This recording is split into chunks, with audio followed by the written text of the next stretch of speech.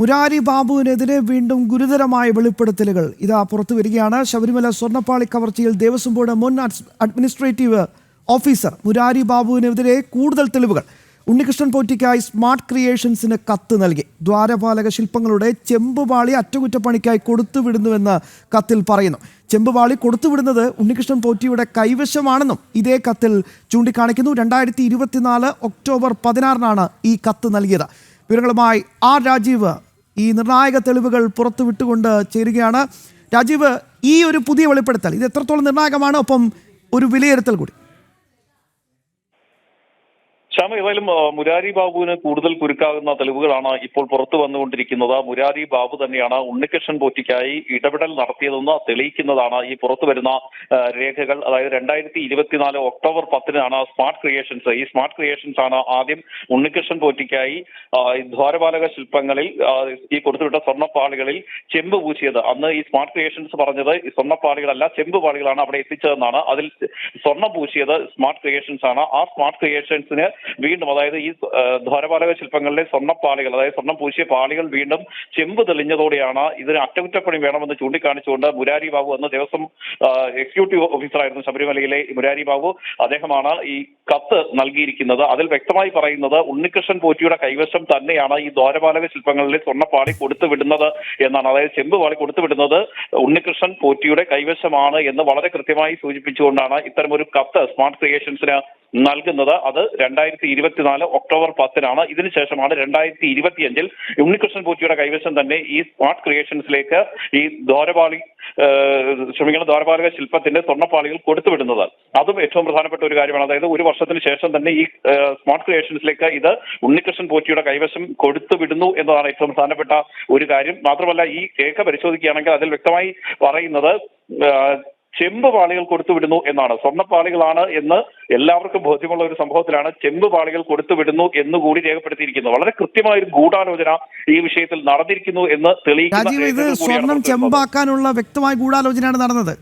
ആസൂത്രിതമായ ഒരു looting, organised looting, അതാണ് ഇവിടെ നടന്നിരിക്കുന്നത്. പക്ഷേ ഏറ്റവും പ്രധാനപ്പെട്ട ഒരു ചോദ്യം, ഇതൊക്കെ മൂക്കിന് തുമ്പത്ത് നടക്കുമ്പോൾ ഈ 2-3 മെമ്പർമാരുണ്ട്, പ്രസിഡന്റുണ്ട്, സംവിധാനങ്ങളൊക്കെ ഉണ്ട്, എല്ലാ ദേവനെയും ദേവന്റെ സ്വത്തുക്കളൊക്കെ സംരക്ഷിച്ചോളാം എന്ന് ആണയിട്ട് പറയുന്ന ദേവസ്വം ബോർഡുണ്ട്. ഇവർക്കൊക്കെ പിന്നെ എന്തായിരുന്നു പണി? അത് തന്നെയാണ് ഏറ്റവും പ്രധാനപ്പെട്ട ഒരു പ്രശ്നം. കാര്യം 2019 ആദ്യം ഇത് സ്വർണ്ണപ്പാളികൾ ഈ സ്മാർട്ട് ക്രിയേഷൻസിലേക്ക് കൊടുത്തുവിടുന്നു. അതും കൊടുത്തുവിടുന്നത് ഉണ്ണികൃഷ്ണൻ പോറ്റിയുടെ കൈവശമാണ് എന്നിരിക്കെ അതിന് ആര് അനുമതി നൽകി? ഇതുവരെ അതുമായി ബന്ധപ്പെട്ട ഒരു രേഖ പുറത്തു വന്നിട്ടില്ല. ആകെ ഉള്ളത് ഒരു മഹസർ രേഖ മാത്രമാണ്. ഈ മഹസർ രേഖയിലാണ് ഈ സ്വർണ്ണപ്പാളിയെ ചെമ്പായി ചിത്രീകരിച്ചിരിക്കുന്നത്, തെറ്റായി രേഖപ്പെടുത്തിയിരിക്കുന്നത്. അതിന് ദേവസ്വം ബോർഡ് പറയുന്നത് മുരാരി ബാബു ഇടപെട്ടുകൊണ്ട് ഇത്തരത്തിലുള്ള പ്രവർത്തനങ്ങൾക്ക് നേതൃത്വം നൽകി, ഉദ്യോഗസ്ഥ തലത്തിലുള്ള വീഴ്ചയാണെന്ന് പറയുമ്പോൾ ശ്യാം ചോദിച്ച ആ ചോദ്യം പ്രസക്തമാകുന്നതും അവിടെയാണ്. അതായത് ശബരിമല പോലെ വളരെ പ്രധാനപ്പെട്ട ഒരു ക്ഷേത്രം, ആ ക്ഷേത്രത്തിൽ നിന്ന് എങ്ങനെയാണ് ഈ സ്വർണ്ണപ്പാളികൾ കൊടുത്തുവിടാൻ കഴിയുന്നത്, ഒരു സ്വകാര്യ വ്യക്തിയുടെ കയ്യിൽ കൊടുത്തുവിടാൻ കഴിയുന്നത്? എങ്ങനെയാണ് ഉണ്ണികൃഷ്ണൻ പോറ്റി എന്ന സ്പോൺസറിലേക്ക് ഇത് എത്തുന്നത്? അവിടെ കീശാന്തി മാത്രമായി ശബരിമലയിൽ പ്രവർത്തിച്ചിരുന്ന ഉണ്ണികൃഷ്ണൻ പോറ്റിക്ക് ഇത്ര വലിയ തുക ചെലവഴിച്ചുകൊണ്ട് സ്വർണം പൂശാൻ എങ്ങനെ കഴിയുന്നു? ഇത് സംബന്ധിച്ച് എന്തുകൊണ്ട് ഒരു അന്വേഷണം നടന്നില്ല? മാത്രമല്ല, അന്ന് ദേവസ്വം പ്രസിഡന്റായിരുന്ന പത്മകുമാർ ഉൾപ്പെടെയുള്ളവരുമായി ഉണ്ണികൃഷ്ണൻ പോറ്റിക്ക് അടുത്ത ബന്ധമുണ്ടായിരുന്നു, മന്ത്രി കടകംപള്ളി സുരേന്ദ്രനുമായി അടുത്ത ബന്ധമുണ്ടായിരുന്നു. ഇവർ പറയുന്നതനുസരിച്ച് പല സാമ്പത്തിക ഇടപാടുകളും ഉണ്ണികൃഷ്ണൻ പോറ്റി നടത്തിയിട്ടുണ്ട്. 2016 ശബരിമലയിൽ അന്നദാനം ഉണ്ണികൃഷ്ണൻ പോറ്റിയുടെ നേതൃത്വത്തിൽ നടന്നിട്ടുണ്ട്. ഞാൻ നേരത്തെ സൂചിപ്പിച്ചതുപോലെ അതുവരെ ശബരിമലയിലെ വെറും ഒരു കീശാന്തി മാത്രമായിരുന്ന ഉണ്ണികൃഷ്ണൻ പോറ്റിയുടെ ഇത്ര വലിയൊരു സാമ്പത്തിക വളർച്ച എന്തുകൊണ്ട് ദേവസ്വം ബോർഡ് അന്വേഷിച്ചില്ല?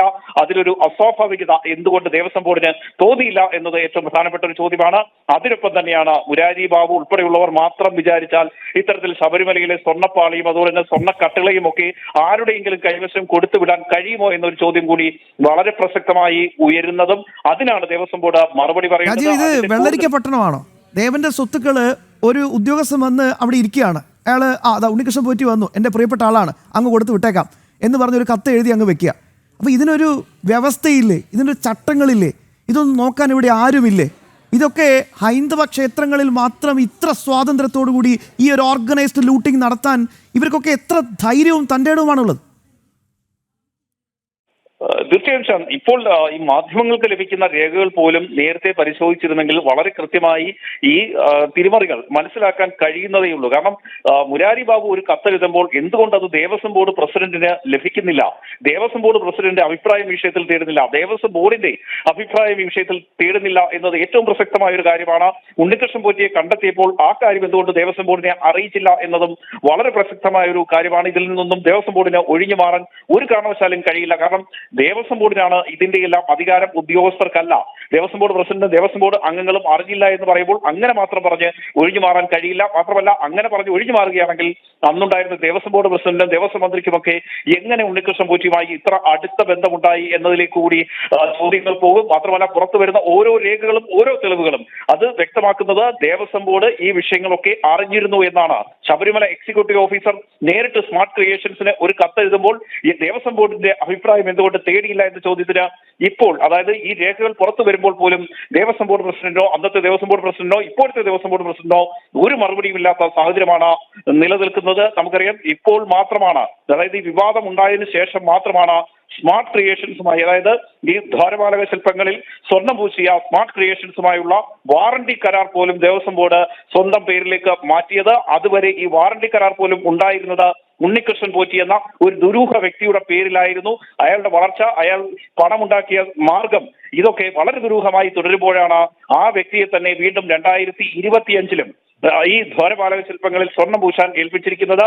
2019 വരെ ഒരുപക്ഷെ ചില മാധ്യമങ്ങളിൽ നേരത്തെ അവിടെ ഉണ്ടായിരുന്ന ഫോട്ടോഗ്രാഫർമാർ എടുത്ത ചിത്രങ്ങൾ ഇന്ന് പല മാധ്യമങ്ങളിൽ വന്നിട്ടുണ്ട്. ആ മാധ്യമങ്ങൾ പരിശോധിച്ചാൽ നമുക്ക് മനസ്സിലാകും, വിജയ് മല്യ സ്വർണം പൂശിയ ശേഷം 16 വർഷത്തിന് ശേഷം എടുത്ത ദ്വാരപാലക ശില്പത്തിന്റെ ചിത്രവും അതിനുശേഷമുള്ള, അതായത് 2019 ഉണ്ണികൃഷ്ണൻ പോറ്റി സ്വർണം പൂശിയ ശേഷമുള്ള ചിത്രവും തമ്മിലുള്ള ഒരു താരതമ്യം നമ്മൾ നോക്കുകയാണെങ്കിൽ വളരെ കൃത്യമായി ഈ തട്ടിപ്പ് മനസ്സിലാക്കും. വളരെ ആസൂത്രിതമായ നീക്കം, അതായത് 1.5 കിലോയ്ക്ക് മുകളിൽ സ്വർണം നഷ്ടപ്പെട്ടു എന്ന് പറയുമ്പോൾ ഇത് കടത്തിക്കൊണ്ടുപോകാൻ വളരെ ആസൂത്രിതമായ നീക്കവും ഗൂഢാലോചനയും ശബരിമലയിൽ നടന്നിരിക്കുന്നു എന്നതാണ് ഏറ്റവും പ്രധാനപ്പെട്ട ഒരു കാര്യം.